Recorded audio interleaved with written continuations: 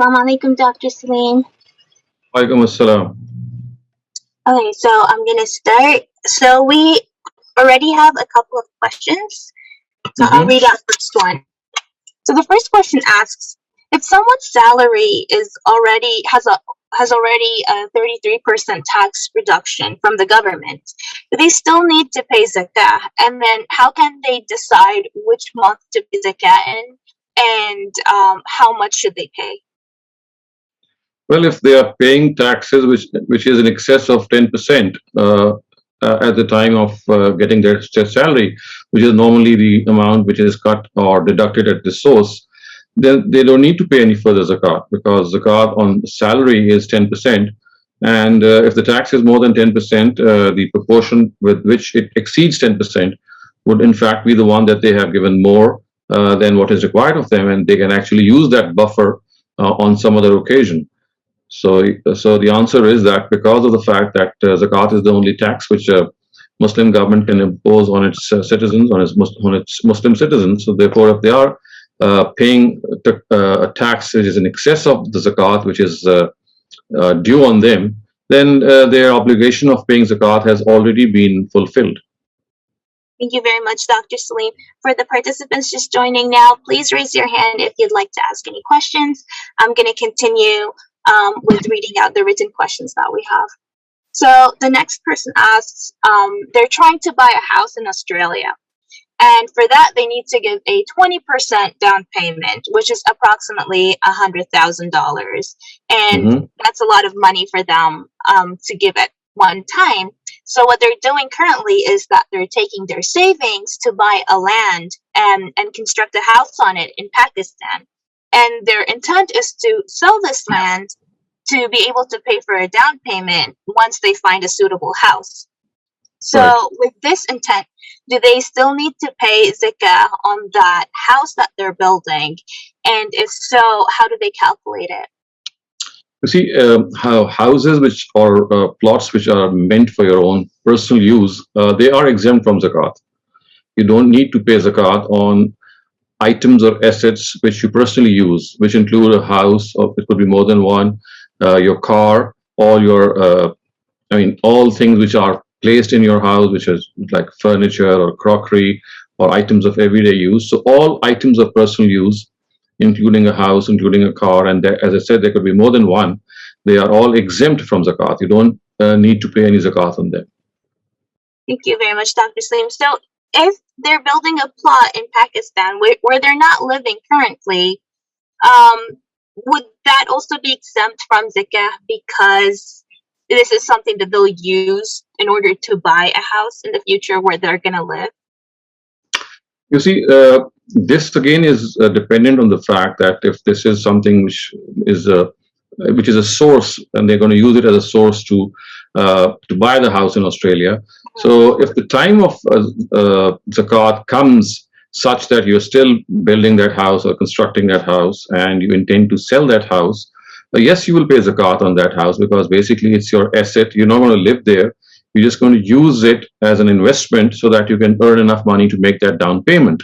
So if the date of your zakat, which of course is once a year, and you can fix just one date, any date, could be the 1st of Ramadan, could be the 1st of January, or any hypothetical date, but then subsequently the same date every next year should be the one on which you calculate your zakat. So one thing has to be done beforehand, and that is you must fix a date.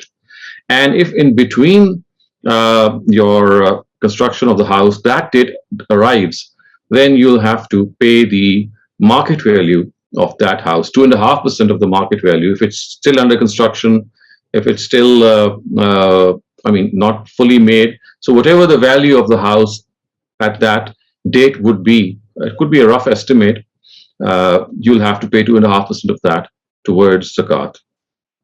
Thank you very much, Dr. Saleem.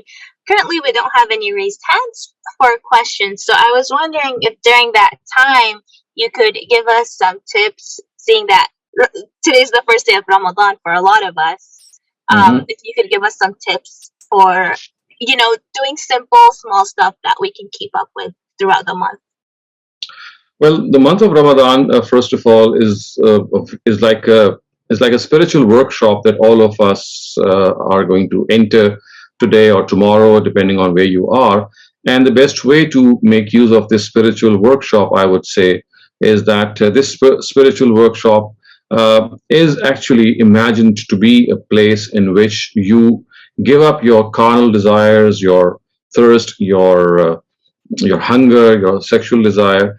And the reason for that is that your material body, which is an amalgam of these desires, it keeps your spiritual self or your spiritual body in check. So it's like it grapples over it, it overshadows your material self. So if we imagine ourselves, we are basically a compound existence. We have a spiritual existence and we have a material existence. So our material existence needs things for its growth, and it has its own instincts, which include hunger, thirst, and the drive for sex, etc. So what happens is that for 1 month, the Almighty tries to remove these material shackles by actually letting your material existence just go free, so that your spiritual existence, which was sort of entangled or it was bogged down by your material existence, it gets a chance to rise up and breathe more frequently and develop. So I think we have to understand that as far as fasting is concerned, it's a spiritual workshop in which your material desires, your carnal desires, they are put to rest for a certain period of time, so that your spiritual self, which is generally, overshadowed by that material self, those desires, because they keep a check on our spiritual needs, and they tend to be more attractive, and they are, because you fulfill them regularly. So for 1 month, the Almighty wants those carnal desires, that our material being, our physical being, to let loose that spiritual being, which it tends to overshadow for so many months. And it is precisely for this reason that it becomes easy for us, once we get rid of our other desires, that we are able to nurture our spiritual self much more. So I think, first of all, the important thing is that we need to understand the rationale behind fasting. And I always stress this, that what happens is that generally we are individuals who go about observing our rituals without actually understanding the philosophy or the underlying reason behind them. And unless we have that underlying reason well understood, what happens is that not only we get disconnected with that ritual at the highest level, at the same time, we are not able to communicate its wisdom to our next generation or to people who come in our contact, and it becomes more of a ritualistic practice. So the month of Ramadan has to be understood by letting us understand the fact that we have a spiritual existence and we have a material existence. That spiritual existence needs to grow and needs to be nurtured. And when we let loose, or when we let go of our physical needs for some time, that spiritual self, it gets more time and more focus and more attention. And the way to nurture that spiritual self is to connect ourselves with God and the Word of God as far as possible. So the best way to spend our Ramadan is to have that connection, which we already have in those 11 months, but which perhaps needs to be recharged. So it needs to be topped up. So it's a topping up that we are going to do in the month of Ramadan, so that God connection that we all should have, and that God connection which perhaps had gone faint or gone weak, has to be recharged, we must recoup ourselves in that. And by connecting ourselves to the Almighty through His Word, through our connection with Him, like for example, the prayer that we offer at the Tahajjud time, similarly our connection through meditation with the Almighty at that time, and at the same time trying to be more considerate, more compassionate, more kind to people that we come in contact with.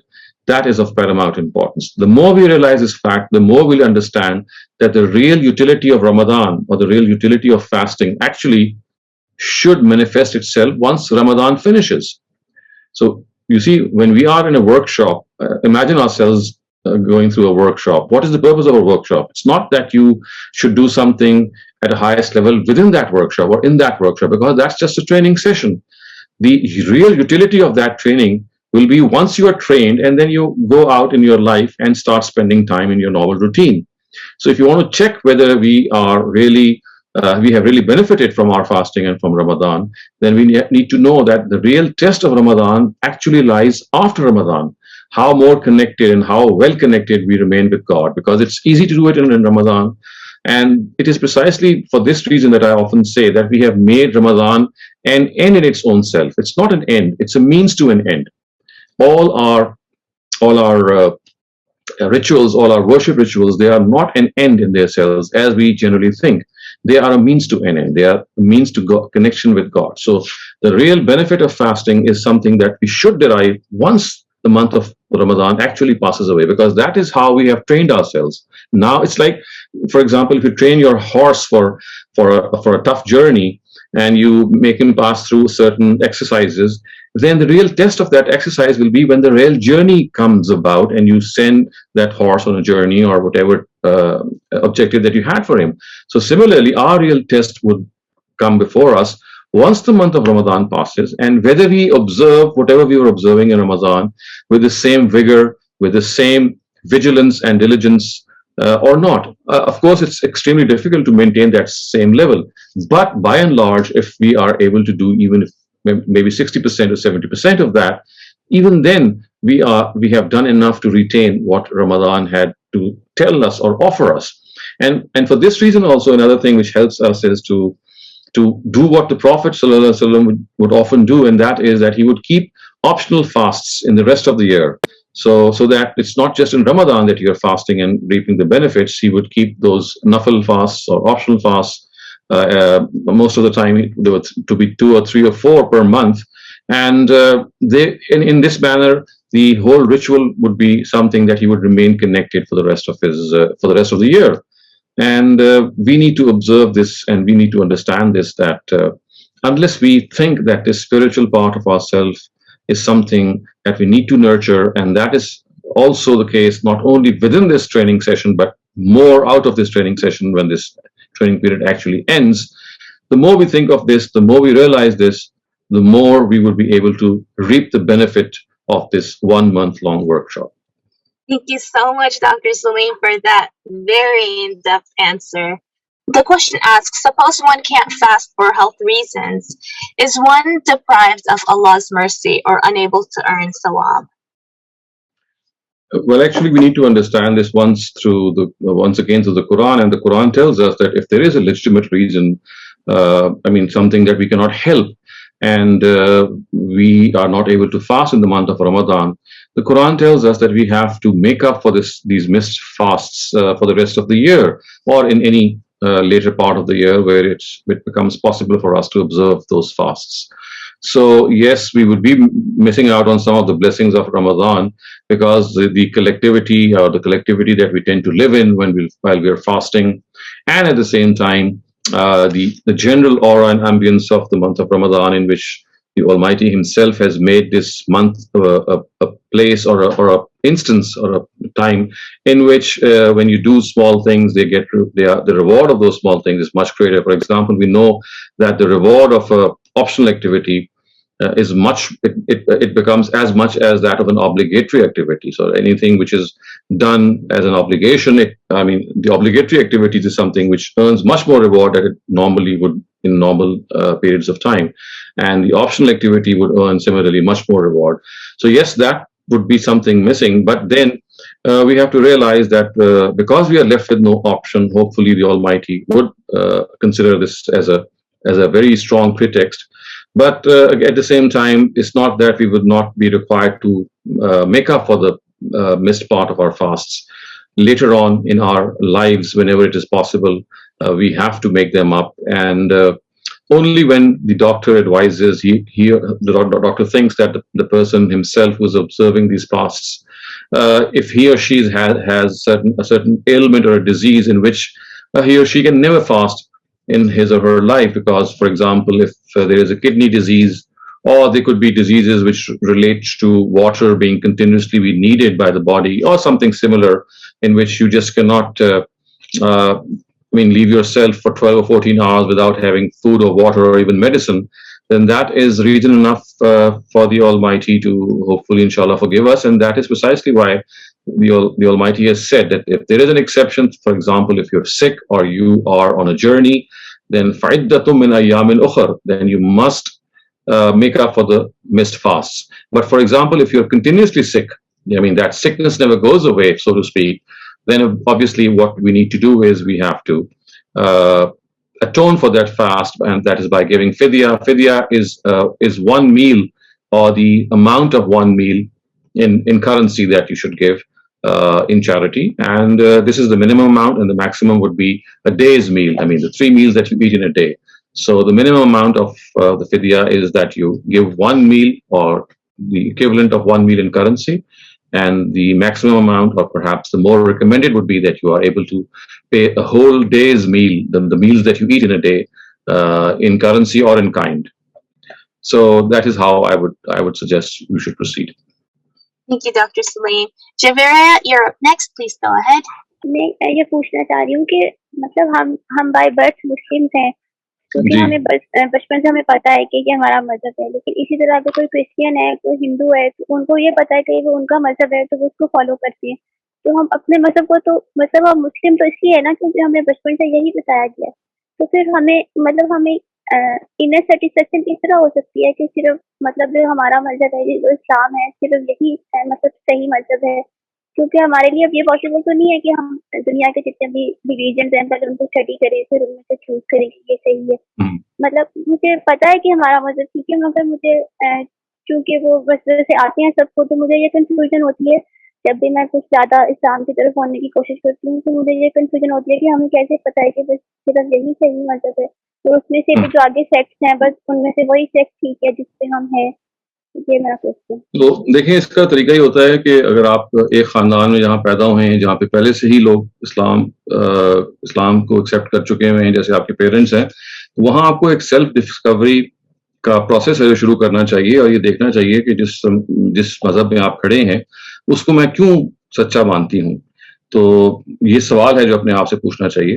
तो उसका जो जवाब है वो उसको check भी करना चाहिए कि आप उससे मुतमिन हैं कि नहीं. उसका जवाब ये है कि आप अपने इस मजहब को इसलिए सच्चा मानती हैं कि इसके जो दावेदार हैं या इसके जो मानने वाले हैं वो ये कहते हैं कि उनके पास अल्लाह ताला की जो आखिरी हिदायत है वो महफूज शक्ल में मौजूद है, और इसके अलावा जितने भी और अदियान हैं जो आसमान से नाजिल हुए, जो डिवाइन कहलाते हैं, उनके पास जो कुछ भी किताबें हैं वो अपनी असल ज़बान में महफूज नहीं है और वो तराजिम है.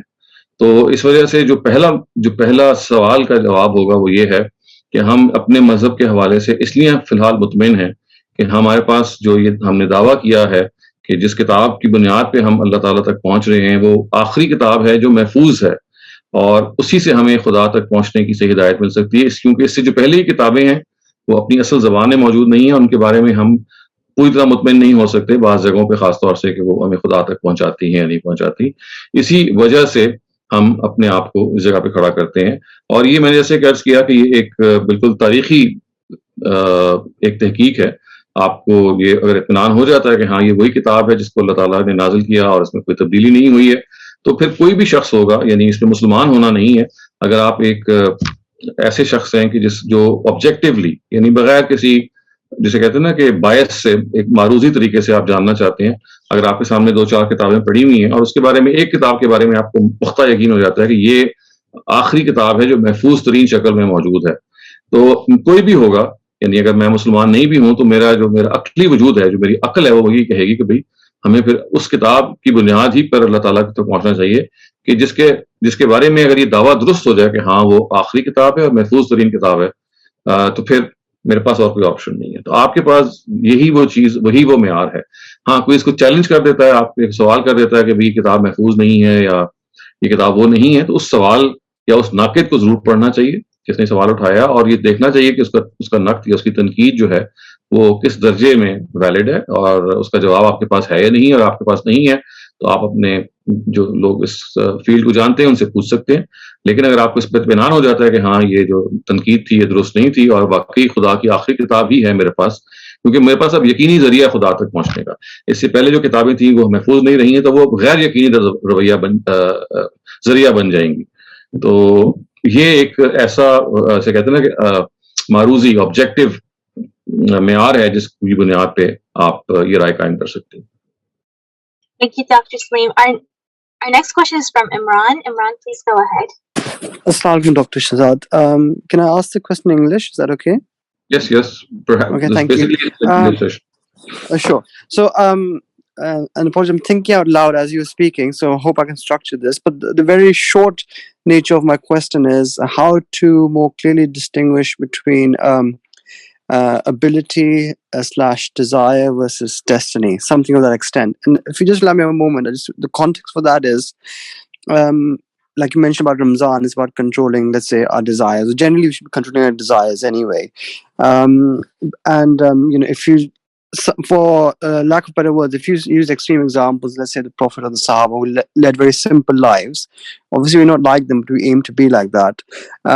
But if our personality is essentially risk-driven, if you're in business, for example, sometimes it becomes hard to distinguish between what is real destiny and ability driven versus what the desire, especially when things happen that may be considered practically out of reach. For example, you posed a question about building another property or buying a property, right? Mm-hmm. So let's say if you go for something that is beyond what you can practically might go for, but for some reason it happens, so it becomes hard to distinguish whether that is just Allah's, the kismat you've been given. Is that risk-taking? Is it overtaking your desires? Because at times, if desires or risk-taking is part of your personality, putting that aside, effectively you can change it. I hope that makes sense. Apologies for being a bit long-winded, but that's the reason for asking it. Thank you.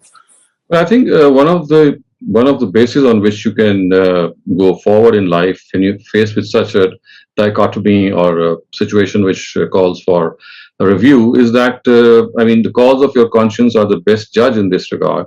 If you're not doing something out of extravagance, if something is not done in a way that you would like to show off or make it a basis of pretense, and something which falls well within your need or an expansion of your business, maybe there's no harm as long as the purpose of that expansion, whether it's your personal business, as personal as maybe owning a couple of houses or maybe more than one or two cars.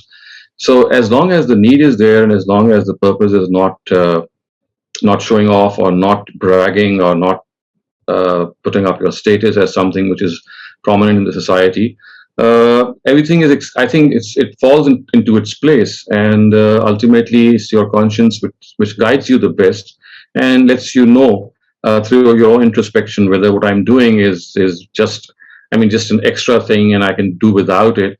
And when I say an extra thing, it doesn't mean that you just cannot indulge in life. Indulgence or doing something which might be luxurious in life is not forbidden.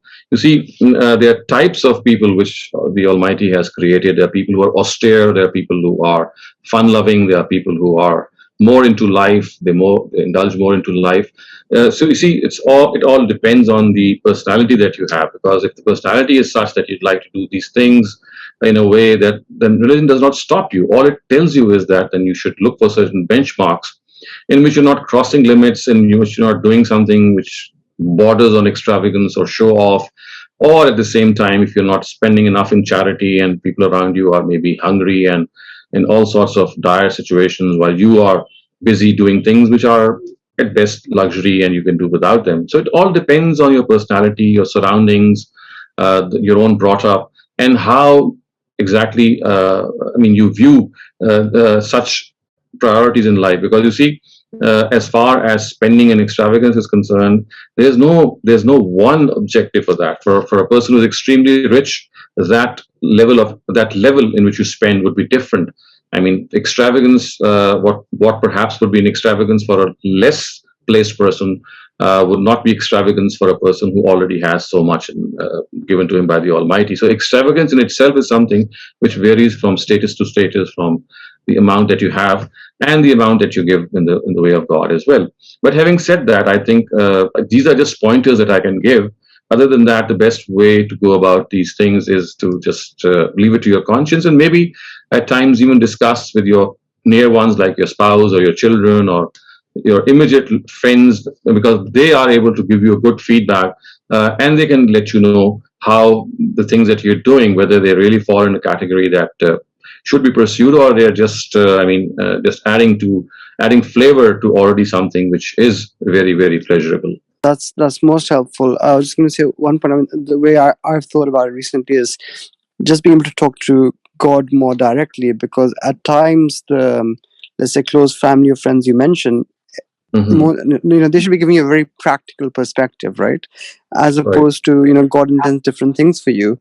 So whatever reassures you, your conscience, you go with that. But I think my question was just led by the fact that, and I'll close off, is even when you, let's say, pray to God, ask for guidance, at times you just don't become, you're just not sure whether it's your nafs, whether it's God, whether it's desires, or which one is it. It becomes hard to tell that line. But thank you, that's most helpful. So I guess it's an ongoing process. You just don't want to end up in a position where it all blows up, right? So thank you for your candid approach. Yep. Thank you for your questions. I just wanted to clarify to the participants that you are free to ask your questions in English or Urdu, whatever you're comfortable with. So please don't be shy.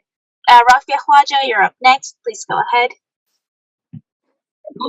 Dr. Shehzad, I wanted to ask you that over a period of years, if you have been learning and studying and your thinking has evolved and you have views are changing on, say, non-worship sharias like wife beatings for marriages, and you have come in contact with scholars and you've got more convinced, is it necessary for us to stick to the old traditional thoughts of our family and old scholars and those beliefs, or should we follow what has now convinced us and argue on those points?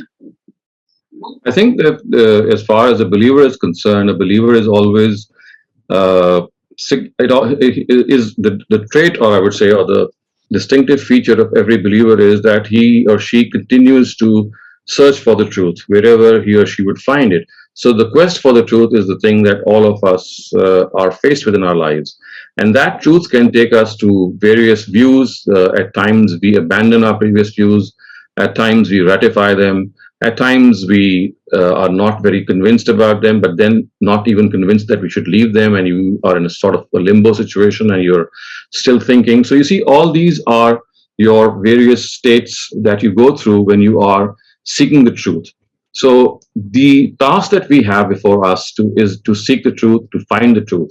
And in that process, if we are discarding a certain view and adopting a new one, that should come naturally as and on the basis of reasoning that we are offered. So when we abandon the previous view, it has to be on the basis of some reasoning.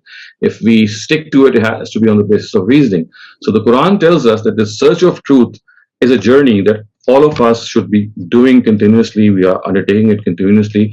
And the way that we conduct this journey is that we sift through various views, we study them and see how they hold up and how valid they are, and to our own intellect, because at the end of the day, the Almighty is going to ask you whether what you understood to be right, even if it is not correct in His eyes, were you sincere to what you thought was the truth or not? So we have to follow what we sincerely think after spending our own intellect and reasoning, that if a certain thing is the truth, is the right thing or the right view, then we have to adhere to it, adopt it, regardless of what other people think. And this is precisely the greatest test that we have been put through. And it is called the test of knowledge, the test of our own intellect. The further we go in life, the more we reflect and the more views that we are exposed to, and at times we give up our previous views and adopt new ones or adopt some other way, the more we would become used to the fact that this is how we have to spend our life in quest for the truth, and this is how the Almighty has actually ordained our life for us. And the thing which the Quran clearly indicates is that this quest for the truth may lead you to a wrong conclusion. But if you're sincere to your own quest, even if you end up with a wrong conclusion and you follow that wrong conclusion in all sincerity, it would be perfectly okay with the Almighty. The Quran has mentioned this fact in a very subtle way while discussing fasting as well. So I think that that is how we should behave, and we should just not think that it is basically choosing between something merely on the basis of convenience or any other personal interest.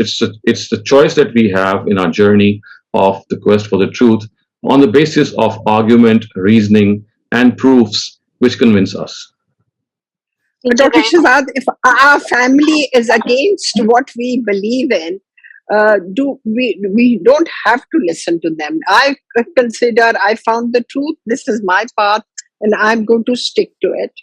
So that is okay. Whether my family is against it, it's their That is thing. what we are taught. You see, as far as the truth is concerned, it is more.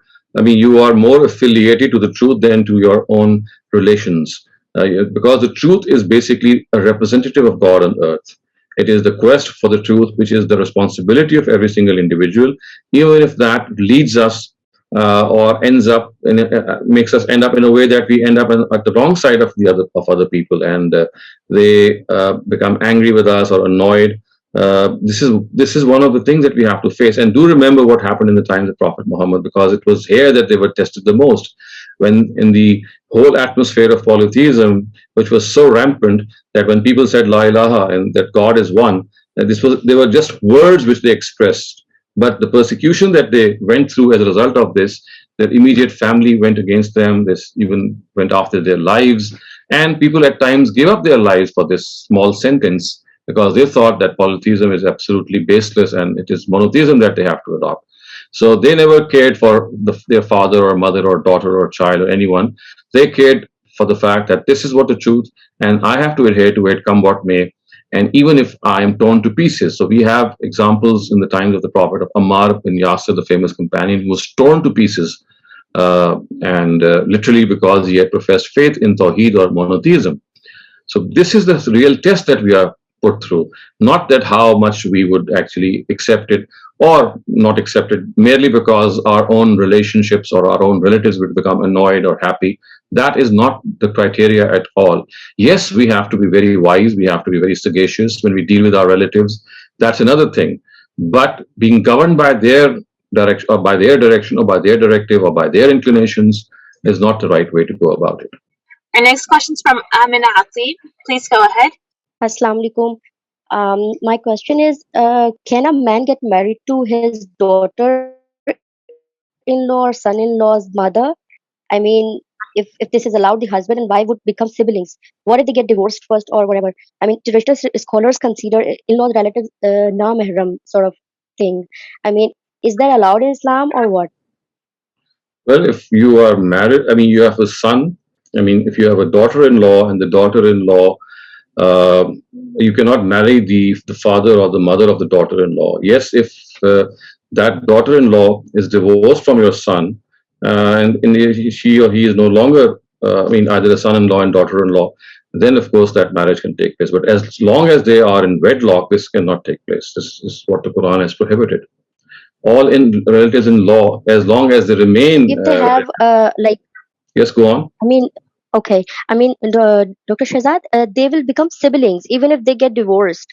Like if they have kids. I mean, so the relationship. Could you explain your question once again? Are you talking about the fact that a person can marry, for example, a man can marry a daughter-in-law who is divorced from his son? Can he marry his mother? Is this your question? Yes. Like if a person, I mean, who has a divorced son, so can he get married to the daughter-in-law's mother? Like if even if the divorce has happened, the husband and wife, they would have kids.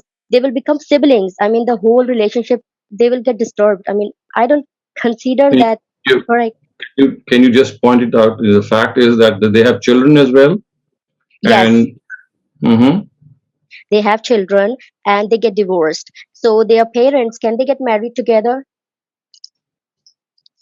So just to clarify this once again, so there is a person who is married, and he, I mean, let's take an example that he has children, and he divorces his wife, and Yes. the wife's mother, for example, she intends to get married with the son's father. Is that what you're Yes. asking? Okay, and you say Yes. if they get married, that the children will become siblings. Yeah, they would have happened to be husband and wives. So then the new relationship No, would because would they would not be siblings because of the fact that they are real siblings. They would be half siblings. I mean, yes, still and their children. I mean, their this. children will be their children. You see, what happens is that they are already divorced. They are no longer in wedlock. So if they are not in wedlock, how can they become siblings? I mean, the This husband is and not, wife, if their parents get married together, they will be they like how I don't know how to explain it. I mean, they would be siblings. I mean, the mother cannot get married to the son-in-law, right? yes, they cannot get married to son-in-law, of Not course. they can, but how can they get married to the father of the son-in-law? They I cannot. mean And they as long as they are in wedlock, yes, they cannot. and if they get divorced, so If the the previous children get husband divorced, wife, yeah, yes, the children get divorced, so they will no longer be okay if only one divorce gets to happen. I mean, so there is no chance to get married again, right? no, you see, that is another thing. Whether the nature of divorce is like that they are totally separated or they can get remarried. That's another thing. Just think that they are no longer married. Whether it's a revocable divorce or irrevocable divorce, that's another situation. But the fact is that they are no longer married. So they are now separated. They have Yes. kids. Okay, now Yes. one parent of one and the other parent of the other. If they get married, Yes. is talking. So one of the children is one's son and the other is one's daughter. So what will happen is that they are divorced. They are no longer, they're no longer in the same relationship.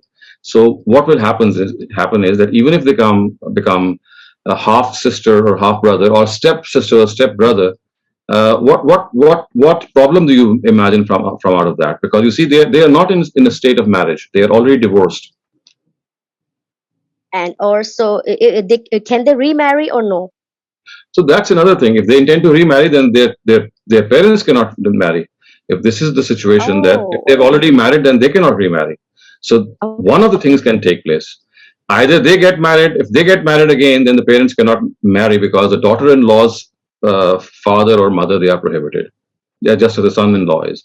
But if they don't intend to get married, then of course this is something which can happen.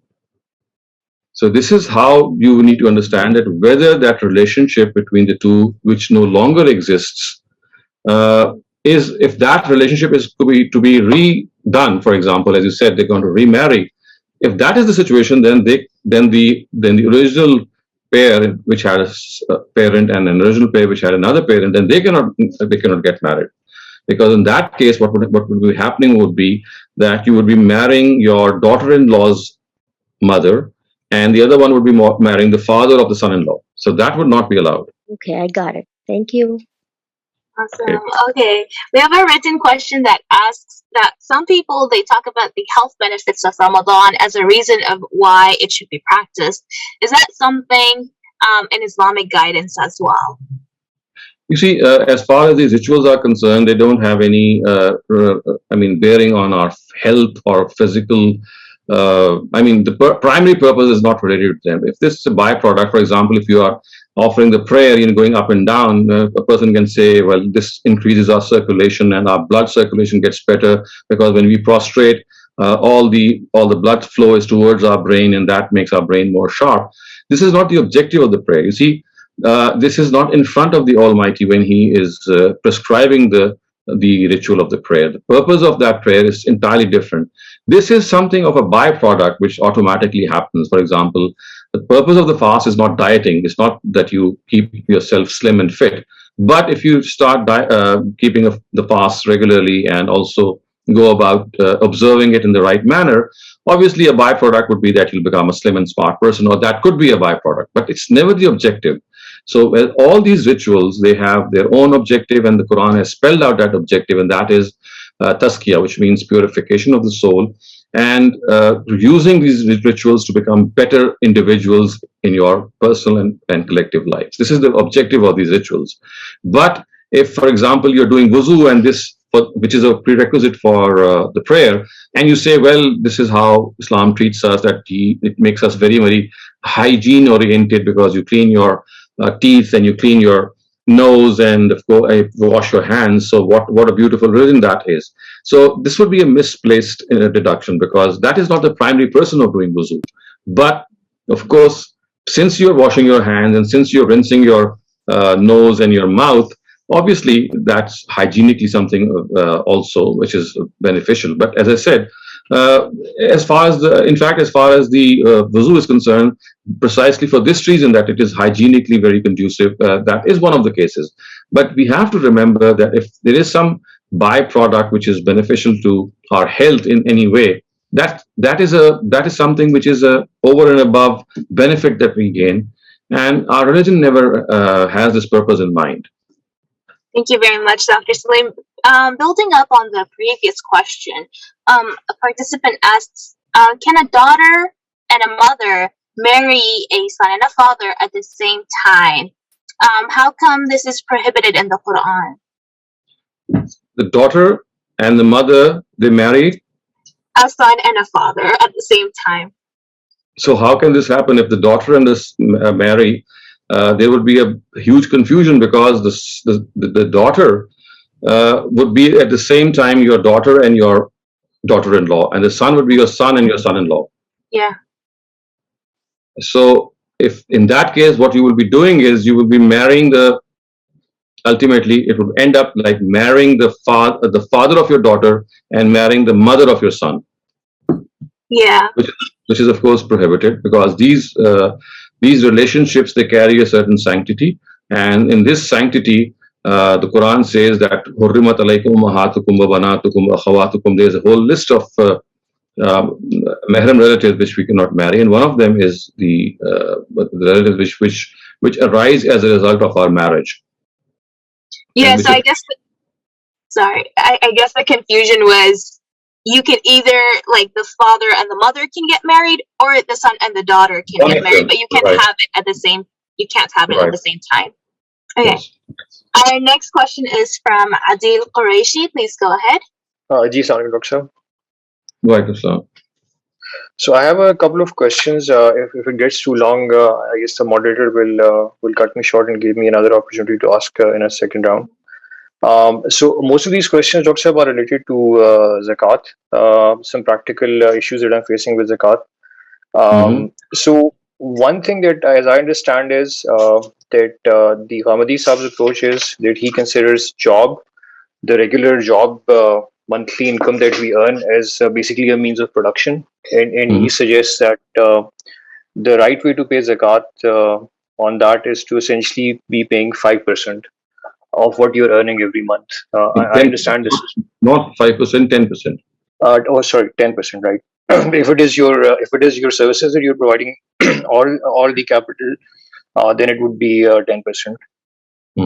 Right. So, but then at the same time, I think the understanding is that if the government is also inducing some tax on that salary, then that tax could be considered as an alternative to Zakat. Am I right in this understanding that? Yes, you can deduct your tax liability from your Zakat liability. If your tax liability already exceeds your Zakat liability, then by the amount that it exceeds your Zakat liability, you would have already paid your Zakat, and in fact that extra amount would be available to you for any further deductions. Okay, so the government essentially is charging you income tax, which is, let's just say, more than 10%, 15%. Right. That essentially means that this money that you're earning every month is already sort of paid off. Already paid off. 5% is actually done, which you have already paid in surplus, and that 5% can be used for further reduction in tax wherever you have that buffer. Right.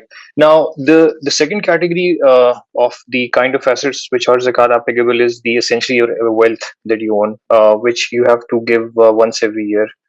So the production, I think, is the one where you have to give once every time there's a produce or a production, which in a case of a salaried individual is every month. but the other Right. category is that of the wealth. So wealth. So essentially, what is going to happen now is every month I'm earning some money, and now income tax is being applicable on that as well. Towards the end of the year, I do accumulate some of that money. Does that money now become the wealth that I have to pay the tax on, or does not Yes. need to be, because this is already something that I pay tax every No, month? it does become it does become taxable because this is how you have saved that. Although you have already paid zakat on that, because when you were earning that amount, you paid your production zakat. But because of the fact that it now has ended up in your wealth, and the time of your zakat has come, so yes, that would be included in that wealth deduction. Right, and that would be 2.5% of Maybe the wealth. 2.5% of the total amount. Right, sir. Okay. Now, if I also happen to own a small business, and the business is in which I'm not really investing any services, but only capital is being invested, and the business is that of a very small, let's just say, a hair salon or something. Now, as you can imagine, the customers come to a hair salon, they get their haircut and they just make the payment. So essentially, how do you define the produce there then? Is that something that you calculate every end of month, every end of year, or every time the customer is paying you? In that case, because you're expending your labor as well as your expertise, if that is the case, if that is something in which you are not only spending your capital but you're also spending your expertise, and in that case the amount would be reduced to 5%. So Right. salary is a place where you get employed and you're just using your services. It's just your hard work or your labor which is producing results. But once you've opened a salon, for example, in which you have invested yourself, you're spending time there as well, for example, looking after it, or you're spending your acumen and your skill in running that business, then automatically it would mean that you're investing capital as well as your labor or your skills for that matter. So in that case, the zakat would be 5% of your income every time that you get it. And what would be that every time? Essentially, the customer is paying you, right? You're getting 20 customers a day. So essentially, you have to. You just need to total your your amount. You could calculate it on a daily basis. You could do it on a monthly basis, or whatever you would like, because you will have a record of all those incomes. All you need to do is have a 5% calculation made for whatever you earn. So it will be your total earning, and that could span the time period could be 1 day, it could be 2 days, it could be 1 month. But because of the fact that you would know that this is what you're earning, so every time that you earn, it could be 5%, but the payment can be made, as I said, by calculating it over a span as short as a day. It could be a week, it could be a month, it could be any length of time.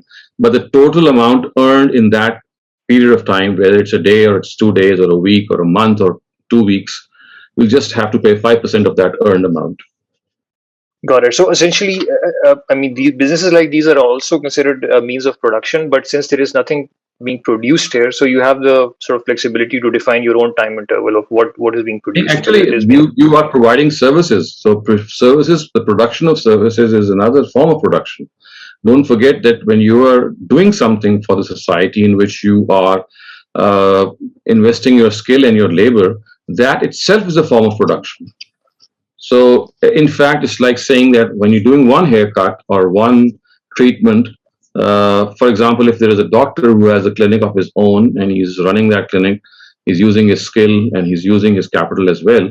So every time he gets a fee, for example, if the fee is, let's say, $100 per patient, so he would be paying $5 for every $100 that he earns. So similarly, if you have let's say, a $50 earning for a hair salon treatment, for a haircut or whatever, so every time you have that earning, you'll be paying 5%. But do remember that this is a form of service that you're giving to the society, and this form of service is one in which you're investing both your capital and your labor or your skill.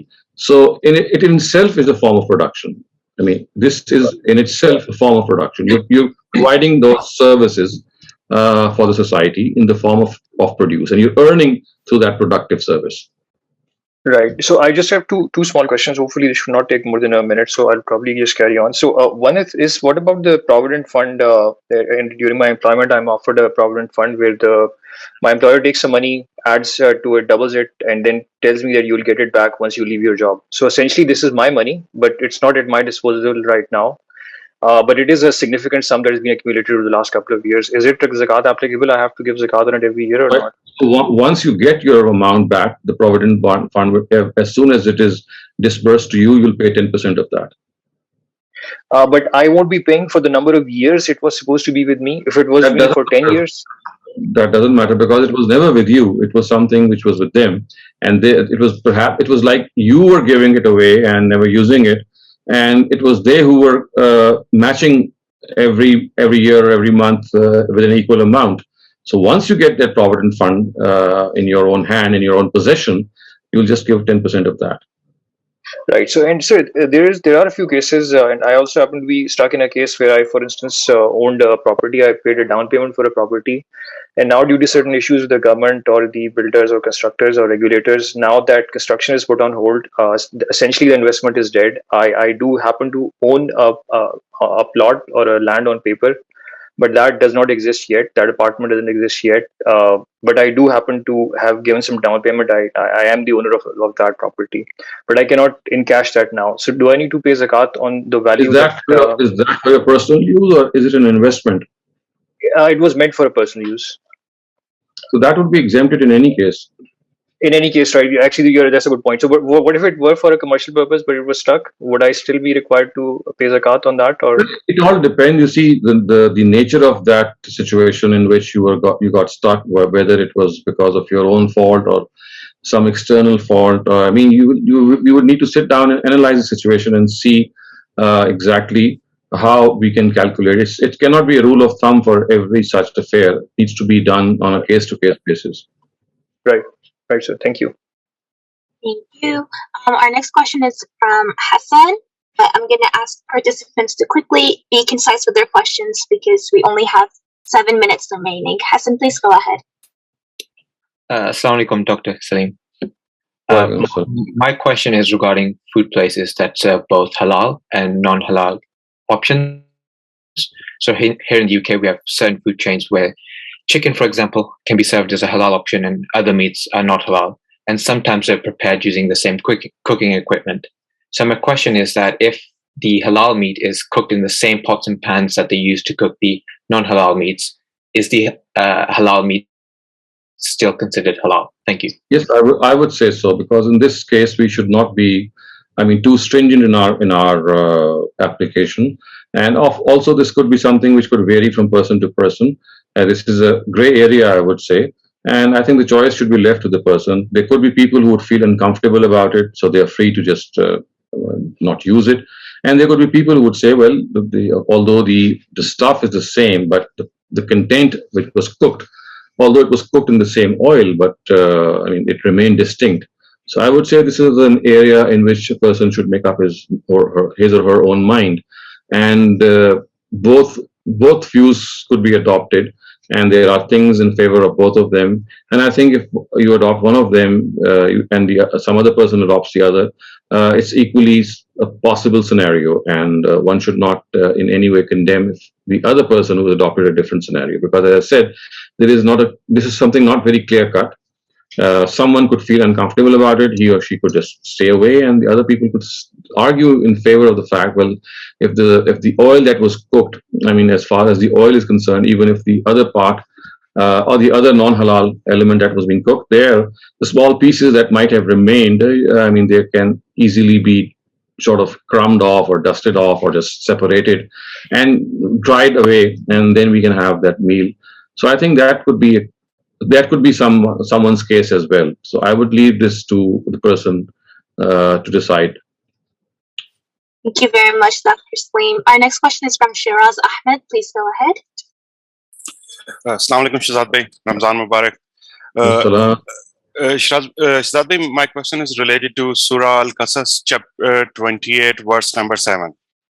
And the question revolves around the word اوحينا, wahi, right? So it is used in different connotations, and I have already read the explanation of Maulana Amin, Ahsan, Islahi, Rahmatullah, Maulana Mawrid, Javed, Ahmed, Ghamidi, and whatever is written in Mizan.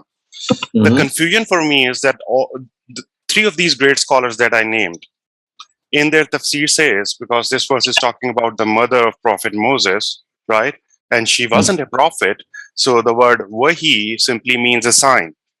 But very quickly, let me read the verse out for you. It's just 2 lines, right? So I have a Urdu translation in front of me, so I have to read it in Urdu, right? So it simply says, हमने मूसा की माँ को इशारा किया. This is Maulana Maduzi's translation. So we have given the mother of Musa a sign to do what? To feed your child. And once you fear that he can be killed, right? You can put him in a box, right? And put that box in a river. That's perfectly fine. But don't worry. कोई खौफ या गम ना करो. हम इसे तेरे पास वापस लेकर आएंगे. We will bring your child back to you. चलें यहाँ तक भी I can say that she had a hope in her heart. But the last part is the climax. And हम इसको रसूलों में शामिल करेंगे.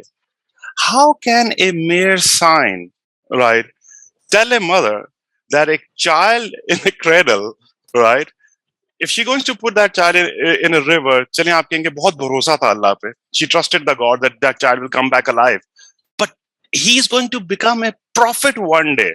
Can it just be a mere thought or a sign or what? इसमें वो जो definition उन्होंने दी है just a sign, मुझे जो verse का content है, it's not making me accept that definition in this context. I think what we need to understand is that the word awha it also means to put something into one's heart. And जैसे हम कहते हैं ना दिल में बात डाल दी. इशारा का जो लफ्ज है वो I don't know वो इतना accurate नहीं है. लेकिन पैगंबराना तौर पे जब आप कहते हैं जब पैगंबराना तौर पे जो वही होती है that is of course something which makes a person a prophet of God. लेकिन you see I view this as in a slightly different way, and I think that in the prophetic era means from Adam to Prophet Muhammad, the Almighty would send the technical wahi to prophets of God and also send brain waves or ideas or put something in the hearts of people who were not themselves prophets of God. So this was something which was rampant in the prophetic era, and sending wahi to someone does not make him or her a prophet. It's like saying that the Almighty planted a certain thought, and that thought was planted to such an extent, to such a strong extent, that she became convinced that it is from God. So it was something that she received from God and became convinced that it is from God. But that doesn't make her a prophet of God or someone who has been appointed by God. And I think this is one of the features of the era of prophethood, in which the Almighty would not only communicate with prophets of God, but also with non-prophets of God. Shalvi, this is the exact definition that respected Javed Ahmed Ghamidi has mentioned in Mizan, and you have translated it, so I'm reading your English translation, where he means to put something. And just to remind you, I've forgotten what I translated. What I said is my own feeling just now, and how I think just now.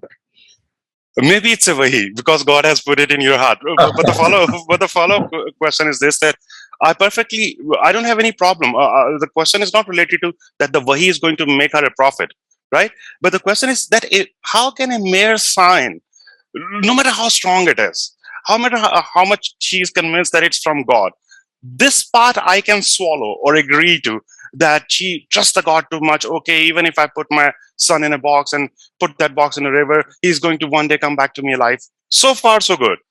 But he will become a prophet as well, in the same breath, right? She's worried for a 3-month son's life, but at the same time, she knows that the son is going to become a prophet. Can that just be a mere thought or a sign? And I'm going to wrap up by saying, can we please answer this one, and just a small follow-up question. An angel come in a man form to Maryam alayhi salatu wasalam, the mother-to-be of Jesus. At that time, she wasn't a mother, right? Whatever the angel communicated to her, shall we consider it a wahi as well? Because the message was from God, right? So first this thing, that ये prophethood की जो बात है, ये मुझे थोड़ा तंग कर रही है in the context के, बाकी everything I understand. You see, if you think that the Almighty can communicate to non-prophets the same way that he can communicate to prophets in the prophetic era, I don't see a problem, because this is whatever the translation is. I mean, that's a separate affair. Ishara karna, khayal dala. I think if you translate it in a manner which says something to the effect that God planted these words in her heart, and she was, as a result, convinced that these are words from God. And the whole communication, which says that she has to dispense with her child by putting him into a basket and consigning the basket to a river, and also as a means of further assurance, the Almighty is telling her that, well, don't worry, the child will be brought back again to you, and not only will he be brought back, but he will also be made my messenger. So this was like a further assurance given to a mother who was dispensing her child to the waves. So sorry, Shehzad, we are already out of time, so forget about the Maryam alayhi salatu wasalam related question. Just a single line follow-up question. Can we simply say that God mentioned the word ohayna, right, but didn't mention the details of it? So we don't know whether an angel came in a man's form and told her, or God put simply a thought in her heart, or whatever. We don't know the details of how this information was communicated to her, but we know for sure that it was from God. I think regardless of the way the Quran, the diction of the Quran generally tells us, when the word awha is used in such an instance, it is generally a direct implantation in the heart of someone. Because when an angel is used, we generally have the way the verses are structured, in which the angel himself or her is mentioned in some form or the other. So awha is generally just, in the Arabic language, the word awha means to plant something in one's heart. So that is something which is already a part of the word. The part of the meaning of the word. Okay. So my contention would be that this was something which was implanted in her heart, and she was so convinced that it is from God. And the other part, which is difficult for you to swallow, is basically just a further assurance which the Almighty generally gives when He takes such a severe trial from His people. And this is like telling the person that not only will you get back the boy or which you're consigning to the waves, he will not only come back to you, but he will come back to you in a very grand way. So this is like an extra assurance being given by God to the mother. And I think this is how God actually communicates, because human emotions, they need boost, they need that encouragement. And unless you have that full faith, you just cannot embark upon such a difficult task of putting a small baby in a basket and then putting it into a river. Thank you. Yeah, we're over time already. Thank you everyone who was able to join us and send us your very, very great questions. The next time we're going to have this session is going to be on May 7th. And because this is a series dedicated to only... Mariam, the next would be on May 8th. There's a small exception. Yeah, because of certain things that all the rest of the sessions will be on the first Saturday, except for the May session, which will be on the Sunday, which is a Sunday, and the analytical study of the Quran, which generally takes place on a Sunday, would be starting from the 15th of May. So we will have an Eid holiday in the first week, and the first session of Ask Saleem would be on the 8th of May, which is a Sunday, and then subsequently on every month we will have it on a Saturday, inshallah. Perfect. Thank you so much for that clarification, Dr. Saleem. So, because this is a series dedicated for only questions, please come with your questions. And if we have enough hands early on, it helps me also gauge the amount of time, so we're not left with people who still want to ask questions. But we'll have moral lessons from the Quran happening every day during Ramadan at 9 p.m. Pakistan time. So in that way, you can come tomorrow and ask questions that we couldn't handle today. Thank you very much. All of you have a blessed Ramadan, and let us try to reap the blessings of Ramadan as much as possible.